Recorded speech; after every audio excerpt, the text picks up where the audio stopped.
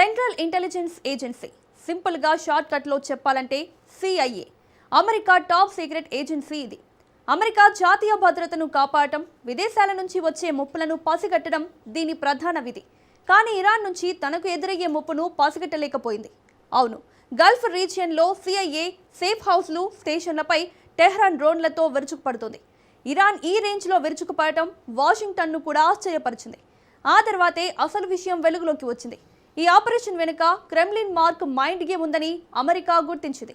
సింపుల్గా చెప్పాలంటే రష్యా సపోర్ట్తోనే అమెరికా టాప్ ఇంటెలిజెన్స్ ఏజెన్సీని టార్గెట్ చేస్తోంది ఇరాన్. ఇంతకు ఇరాన్ CIA లక్ష్యంగా ఎందుకు డ్రోన్ దాడులు నిర్వహిస్తోంది? ఈ దాడుల వెనుక రష్యా పాత్ర ఏంటి?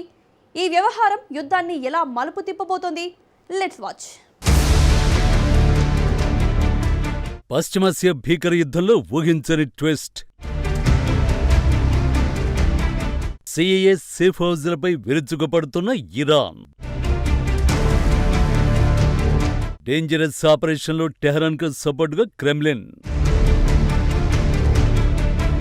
అది రియాద్లోని అమెరికా ఎంబసీ కాంప్లెక్స్, అత్యంత కట్టుదిట్టమైన భద్రత ఉండే ప్రాంతం. అలాంటి చోట ఇరాన్ డ్రోన్లు విధ్వంసాన్ని సృష్టించాయి. కానీ అది సాధారణమైన దాడి కాదు, పక్కా పథకం ప్రకారం చేసిన దాడి. ఎందుకంటే అక్కడ ఇరాన్ డ్రోన్లు టార్గెట్ చేసింది అగ్రరాజ్యపు ఎంబసీని కాదు, America top intelligence agency CIA safe house ని. దాడి జరిగిన తీరే ఆ రహస్యాన్ని బయటపెట్టింది. ఆ తీరే వార్ జోన్లకి రష్యా ఎంట్రీని కన్ఫర్మ్ చేసింది. ఎంబసీ లోపల అత్యంత రహస్యంగా పనిచేసే CIA స్టేషన్ మాత్రమే పిన్ పాయింట్ గా టార్గెట్ చేశారు. మొదటి డ్రోన్ చేసిన రంధ్రం గుండానే రెండో డ్రోన్ లోపలికి దూసుకు వెళ్ళింది. ఆ రెండో డ్రోన్ లక్ష్యం CIA safe house. Back to back drone attack అనేది కేవలం ఇరాన్ పాతతరం గైడెన్స్ సిస్టమ్స్ తో సాధ్యమయ్యే పని కాదు. ఇక్కడే పాశ్చాత్య విశ్లేషకులకు రష్యా ప్రమేయంపై బలమైన క్లూ దొరికింది. ఇరాన్ పై ఆయుధ బలానికి రష్యా తన అత్యాధునిక ఇంజనీరింగ్ సామర్థ్యాన్ని అందించిందని స్పష్టమైపోతోంది. ఈ డ్రోన్ దాడుల వెనుక ఉన్న అసలు సాంకేతిక రహస్యం కొమెటా M satellite navigation antenna. Iran సొంతంగా తయారు చేసే షాహిద్ 136 డ్రోన్లు గతంలో అమెరికా శక్తివంతమైన ఎలక్ట్రానిక్ జామింగ్ వ్యవస్థల ముందు మోకరిల్లేవి. కానీ రష్యా తన కొమెటా M టెక్నాలజీని ఇరాన్కు బదిలీ చేసిన తర్వాత ఈ డ్రోన్ల రూపురేఖలు మారిపోయాయి. అమెరికా సైన్యం ఎంతటి ఎలక్ట్రానిక్ వార్ఫేర్ డిఫెన్స్ ఉపయోగించినా దానిని చీల్చుకుంటూ లక్ష్యం వైపు దూసుకెళ్లే యాంటీ జామింగ్ సామర్థ్యాన్ని రష్యా ఈ డ్రోన్లకు కల్పించింది. అంటే అమెరికా సాంకేతిక ఆధిక్యతను రష్యా తన టెక్నాలజీతో తలకిందులు చేసింది. ఒక ఆయుధాన్ని తయారు చేయడం ఒక ఎత్తు అయితే దానిని ఎక్కడ ప్రయోగించాలో ఖచ్చితమైన సమాచారం ఉండడం మరో ఎత్తు. CIA విదేశాలు నిర్వహించే సేఫ్ హౌజ్లు, కమ్యూనికేషన్ హబ్ల లొకేషన్లు చాలా వరకు బయటకు తెలియవు. అలాంటి లొకేషన్లను గుర్తించే శక్తి ప్రస్తుతం ఇరాన్కు లేదు. వెస్టర్న్ ఇంటెలిజెన్స్ ఏజెన్సీల అంతర్గత సమాచారం ప్రకారం రష్యా తన మిలిటరీ శాటిలైట్ ద్వారా సేకరించిన అమెరికా నిఘా లొకేషన్ల డేటాను నేరుగా టెహ్రాన్కు రవాణా చేస్తోంది. ఆ డేటానే CIA సేఫ్ హౌజ్లను ధ్వంసం చేస్తోంది. కానీ ఇరాన్కు మద్దతు ఇవ్వడం వెనుక పుతిన్ వ్యూహం ఏంటి? ప్రస్తుత పరిణామాలను సరిగ్గా అర్థం చేసుకోవాలంటే ఉక్రెయిన్ యుద్ధభూమిలో పరిస్థితులు చూస్తే చాలు. ఉక్రెయిన్కు అమెరికా బిలియన్ల కొద్ది డాలర్ల ఆయుధాలు, నిఘా సమాచారం అందిస్తూ రష్యాను కోలుకోలేని దెబ్బ తీస్తోంది. దీనికి ప్రతీకారంగా పుతిన్ మిడిల్ ఈస్ట్ లో అమెరికాకు వ్యతిరేకంగా రెండో ఫ్రంట్ను తెరిచారు. అమెరికాను తన సొంత రీజియన్లోనే కాకుండా గల్ఫ్ జిల్లాలో కూడా ఉక్కిరిబిక్కిరి చేయాలనేది మాస్కో మాస్టర్ ప్లాన్. అమెరికాను అక్కడ బిజీగా ఉంచితే ఉక్రెయిన్ పై ఒత్తిడి తగ్గుతుందనేది క్రెమ్లిన్ వ్యూహం. రష్యా ఇరాన్ వ్యూహాత్మక భాగస్వామ్యం కేవలం సౌదీకే పరిమితం కాలేదు. ఇటీవల జోర్డాన్ సరిహద్దులోని అమెరికా మిలిటరీ బ్యారక్లపై జరిగిన బాలిస్టిక్ క్షిపణి దాడులు, ఇద్దరు అమెరికా సైనికుల మరణం దీని తీవ్రతను చాటి చెబుతున్నాయి. తూర్పు ఇరాక్లోని CIA హబ్ను లక్ష్యంగా చేసుకోవడం ద్వారా గల్ఫ్ రీజియన్లో America command and control network ను పూర్తిగా అంధకారంలోకి నెట్టేయాలని ఇరాన్ భావిస్తోంది. ఈ దాడుల వెనుక రష్యా అందించిన నిఘా సమాచారమే వెన్నెముకగా నిలిచిందని అంతర్జాతీయ విశ్లేషకులు అంచనా వేస్తున్నారు.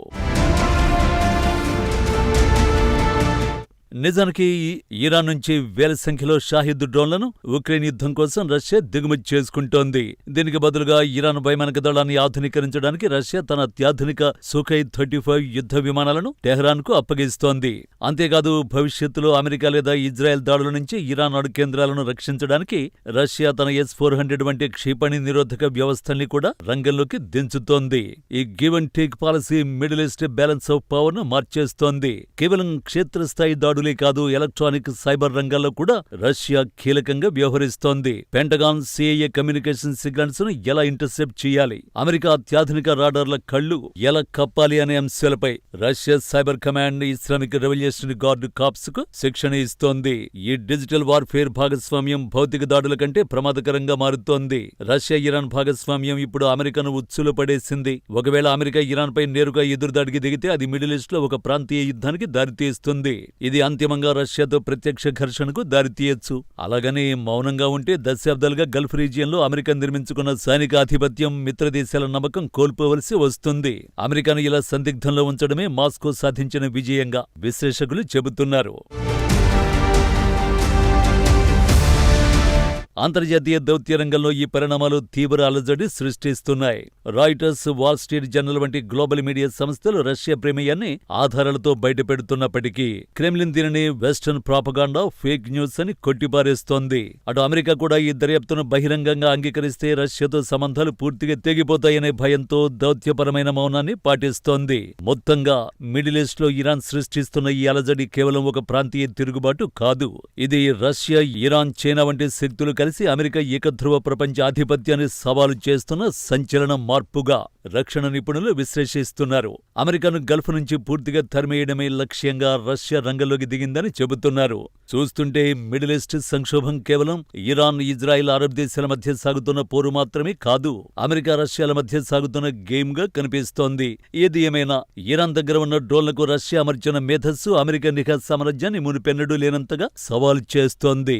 ఈ పరిణామాలు పశ్చిమాసియా యుద్ధాన్ని ఎలా మలుపు తిప్పుతాయో చూడాలి.